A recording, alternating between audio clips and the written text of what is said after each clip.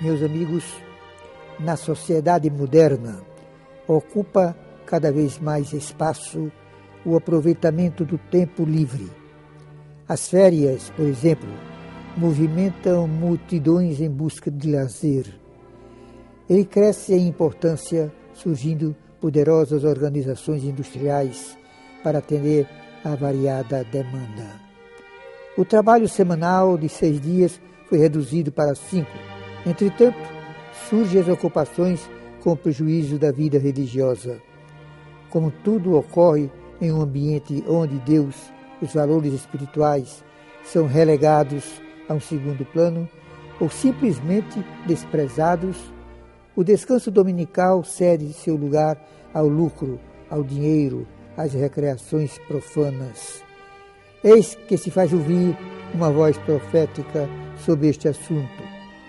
Assinada com data de 31 de maio de 1998, na solenidade de Pentecostes, apresentada oficialmente ao público em 7 de julho, surge a Carta Apostólica Dies Domini, Dia do Senhor, do Papa João Paulo II, dirigida ao episcopado e aos fiéis da Igreja Católica sobre a santificação do domingo. Tratava-se do primeiro documento pontifício integralmente dedicado ao Dia do Senhor, seu valor, papel humanizador que exerce e os obstáculos que lhes são opostos por um mundo paganizado. Após a introdução, contempla o domingo como a celebração da obra do Senhor, da ressurreição do Redentor e dom do Espírito. Considera a Assembleia Eucarística a alma do domingo. O repouso, a alegria, a solidariedade como suas características. Termina com o significativo título para o capítulo 5º, Dia dos Dias. O domingo, festa primordial, reveladora do sentido do tempo. A ressurreição de Jesus, que celebramos no início de cada semana, é eixo fundamental da história, ao qual faz referência o mistério das origens e o destino final do mundo. Quem possui a graça da fé entenderá o entusiasmo de São Jerônimo. Diz ele: o domingo é o dia da ressurreição, é o dia dos cristãos, é o nosso dia. No tempo odierno, com tantos obstáculos como o império do lucro, o dinheiro em decorrência do comércio aberto, certas atividades culturais e desportivas restringem no fim da semana o horizonte do homem moderno, não lhe permitindo ver o céu. O domingo recorda o antropoformismo do descanso de Deus e o relacionamento com o repouso dominical. Uma das características do povo hebreu é a observância desse exemplo do Senhor. O sábado, desde a origem do cristianismo, passou a ser o domingo, pois aí ocorreu a vitória sobre a morte da cruz. Diz a Carta Apostólica: o repouso assume, assim, um típico valor sagrado.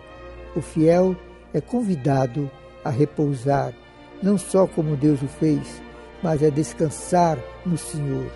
E continua: o conteúdo do preceito não é, pois, primariamente uma interrupção do trabalho, qualquer trabalho, mas a celebração das maravilhas realizadas por Deus. As raízes do cumprimento do dever de celebrar o domingo, que envolve na nova lei a participação no santo sacrifício na missa, estão nas origens da humanidade, no Antigo Testamento e hoje nos fundamentos da nossa fé. São um elemento de identidade cristã. No século II, o governador da Bitínia, Plínio o Jovem, em carta endereçada ao imperador Trajano, ele se referia ao hábito dos cristãos de se reunirem num dia fixo, antes da aurora, e entoarem hinos juntos a Cristo como Deus. Bem se pode avaliar o sacrifício que faziam, vivendo em uma sociedade cujo calendário grego ou romano não propiciava o domingo cristão. Por isso, reuniam-se antes do nascer do sol. Diz a carta apostólica, a prática espontânea tornou-se depois norma sancionada juridicamente. O dia do Senhor ritmou a história bimilenária da Igreja. São Justino, na sua apologia primeira, dirigida ao imperador Antonino Pio, na metade do século II, alude à celebração dominical utilizando a expressão no dia chamado do Sol. Descreve a celebração da qual participavam os cristãos que moram na cidade ou nos campos e se reúnem no mesmo lugar. Este é o mais antigo documento sobre a matéria que possuímos. Há, portanto, uma tradição ininterrupta desde o início da Igreja.